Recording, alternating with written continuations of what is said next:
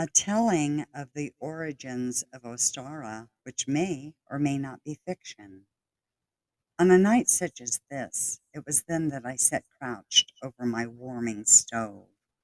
I listened in awe to the sounds coming from just beyond the trees. My cottage was small, but comfortable and clean. I was kept safe within when the harsh weather set in. Sitting in a glen hidden between the ancient hills of Ostara, I waited for the coming of the growth. I always knew it by the sounds it made, soft gruntings at first, then slowly becoming louder, almost as if female, the screams reaching an ever mounting crescendo, awaiting the ultimate climax of labor. I stood up from the stove, hopelessly drawn to the window. I gazed out through the foggy dew, straining to put a form to the escalating reverberations coming from beyond the trees.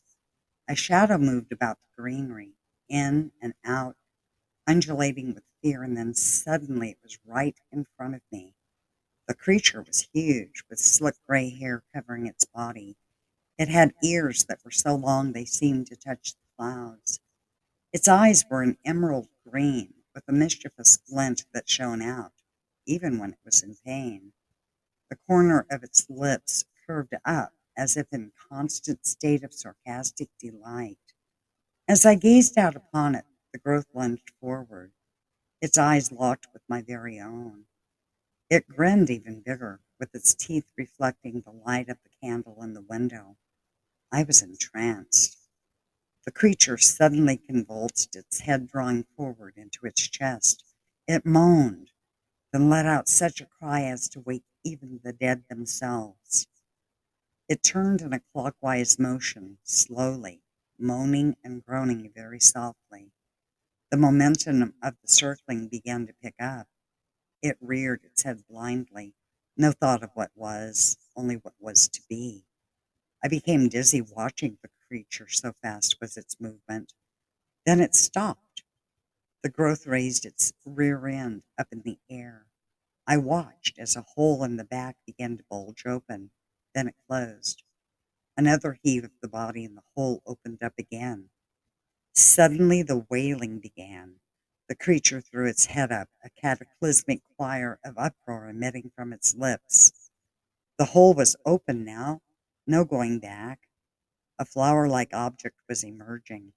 Flower-like, but solid, not leafy or with petals. A bit more than even more. Out it came, an egg-shaped flower or a flower-shaped egg. I could never tell. The thing that had come from the creature landed with a softness on the thick grasses. It rolled ever so slightly, then came to a rest. The growth panted, relieved of its burden. It began moving back into the forest, away from my cottage, into another time and place. As it moved through the brush, it cast a backwards glance at me, its lips curving up into a handsome grin. Happy Ostara, Seamus. Take good care of the babe. Next time it will always be. I am the birth of spring. I am eternity. Thus began the tale of what is known today as Ostara.